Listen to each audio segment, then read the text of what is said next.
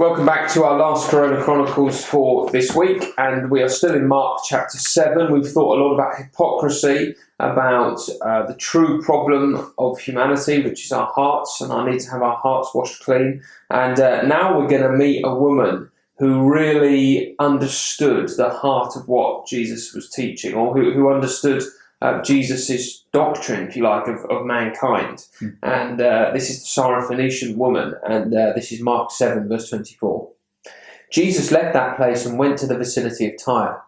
He entered a house and did not want anyone to know it, yet he could not keep his presence secret.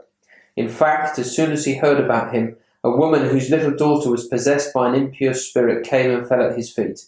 The woman was a Greek, born in Syrian Phoenicia. She begged Jesus to drive the demon out of her daughter. First, let the children eat all they want, he told her, for it is not right to take the children's bread and toss it to the dogs. Lord, she replied, even the dogs under the table eat the children's crumbs. Then he told her, for such a reply you may go. The demon has left your daughter. So she went home and found her child lying on the bed and the demon gone. Fantastic. What a great little story. It is a great little story. And, Jesus has left and he's gone to this vicinity of Tyre. He's entered a house. We don't know whose house it is. Why did he go there? Yeah. Why did he go there? Was he invited? Did he bust on in? We don't know. But he can't keep his presence secret. And there's this woman who hears about him, and she's got a very pressing need. Her little daughter is possessed with an impure spirit. We've seen that a number of times in Mark, haven't we? People being possessed by evil and impure spirits. And she comes and she falls at his feet. So she's begging Jesus. She's heard that Jesus has come. Perhaps this is going to be her one and only opportunity to help her daughter. She's rushing into the accident and emergency department, carrying her daughter, up to the desk. Look, please can you help? So she's a desperate woman who has come to Jesus on behalf of her daughter. Yeah, and you again, like, you would never ever expect this answer from Jesus. No. This is the most politically incorrect. Yeah. Like he just first let the children eat all they want, he told her, for it's not right to take the children's bread and toss it to the dogs. And so, like, back in that day, Jews and Gentiles were totally separate, and the name for a Gentile by the Jews was dogs, wasn't it? So Jesus is sort of taking he's taken a cultural name and is sort of using it here. Yeah. So you could is Jesus being racist here? Yeah. That's the kind of question that you sort of think. What's going on? But. And I'm wondering about also the disciples. They must have thought, yes, there you go. Here goes Jesus, sticking up laying for the Jew. Yeah. But I mean, her response is, and I think this is why he does it. He does this to draw out the response from her, because her response is absolutely incredible.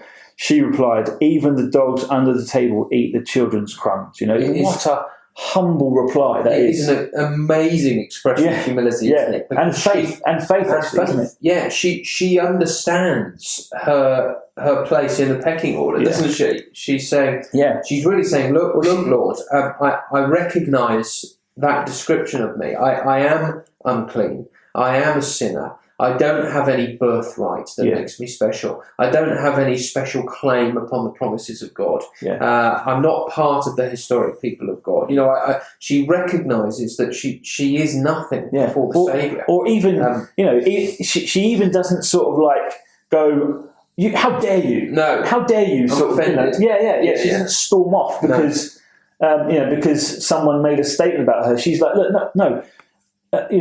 My need is greater than my kind of, my opinion of myself, Yes, you can imagine her trying to sort of getting offended and trying to cancel Jesus. Going on Twitter and trying to cancel him.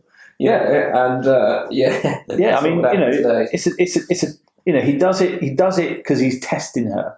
And she absolutely draw out that faith. Absolutely. And he is, Jesus is not often bowled over by people's responses. No. I mean, think back to the last session. Why are you so dumb? He says to his disciples. But this woman, he says, for such a reply, you may go. The demon has left the door. He's like, wow. Absolutely. Are you seeing this? The disciples, check this woman out. I know, and this is just classic how the Gospels are written. This is an illustration of the teaching that Jesus has just been giving. So he's just said in our previous session that what defiles a person is what comes out of their heart. That there is essentially a heart problem with the human race. And this woman recognises that. She recognises that she is a sinner. She is unclean. She has been defiled, to use Jesus' language. But she needs the Saviour's word and the Saviour's help. And in doing that, she puts herself at the other end of the spectrum from the Pharisees. They thought that they were clean. They thought that they had the rights. They were the privileged people. And outwardly, they looked that way. But Jesus says inwardly they were defiled.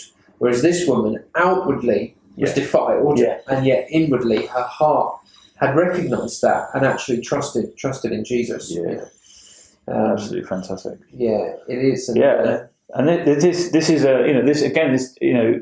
is a challenge to us, isn't it? Is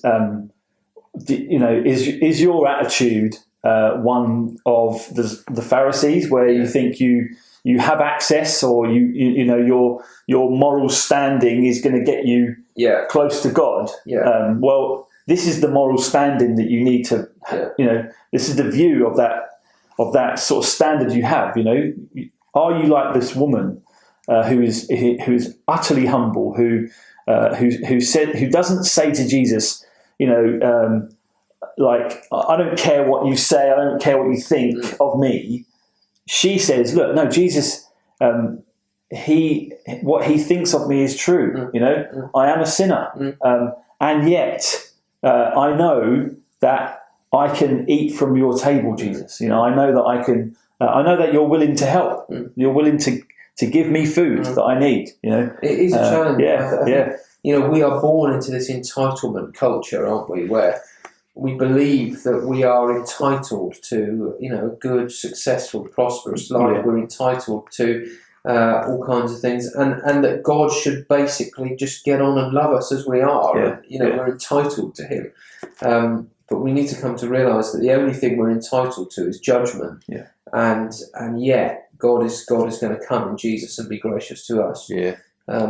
So this is really about recognising who we are before the Lord and falling at His feet.